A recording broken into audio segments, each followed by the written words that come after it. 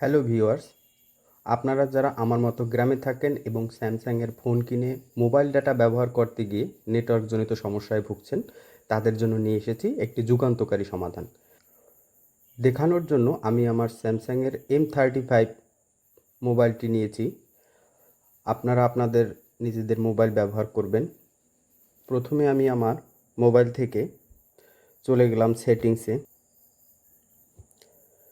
সেটিংসে যাওয়ার পরে আমি সার্চ বারে লিখলাম মোবাইল নেটওয়ার্ক।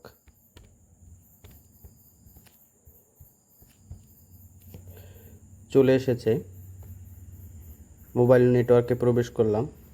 এখানে দেখাচ্ছে মোবাইল নেটওয়ার্ক সিম ম্যানেজারের নিচে। মোবাইল নেটওয়ার্কসে যাওয়ার পরে এখান থেকে দেখতে পাচ্ছেন ডাটা রোমিং, এটা অফ আছে, এটা অফই থাকুক। ভোল্টি কল সিম ওয়ান, এটি অন আছে, এটি অনেই রাখেন। এটি অন রাখলে সুবিধা হবে কি, আপনার মোবাইলের ডাটা অন থাকা অবস্থায় সিমের কল ঢুকলে ডাটা অফ হয়ে যাবে না এবং মেসেঞ্জার, হোয়াটসঅ্যাপ বা গুরুত্বপূর্ণ মিটিংয়ের কল বন্ধ হবে না।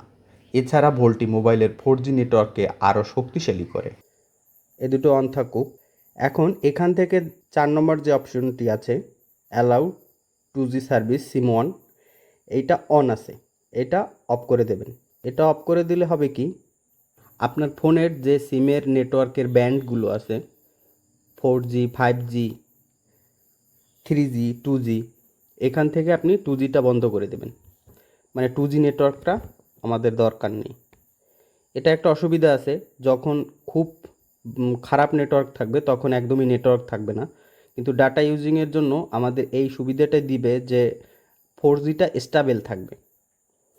আমরা এখান থেকে 2Gটা অফ করে দেব এবং নিচের দিকে গিয়ে নেটওয়ার্ক মোড সিম ওয়ান, এইখানে 5G, LTE এবং 3G আছে। আমরা এখান থেকে 5Gটা বন্ধ করে দিয়ে LTEটা অন করে দেবো, দুইটা সিমই। এ থেকে 4G নেটওয়ার্কটা স্টেবল হয়ে যাবে এবং 5G, 3G, 4G এগুলো নড়াচড়া করবে না, স্টেবল থাকবে নেটওয়ার্কটা। এখান থেকে আর কিছুই করার দরকার নেই, আমরা এখান থেকে বের হয়ে যাব। আমাদের সেটিংসটি কমপ্লিট হয়ে গেছে। এরপর থেকে আমাদের আর নেটওয়ার্কজনিত কোনো সমস্যা হবে না বলে আশা করি। ধন্যবাদ সবাইকে।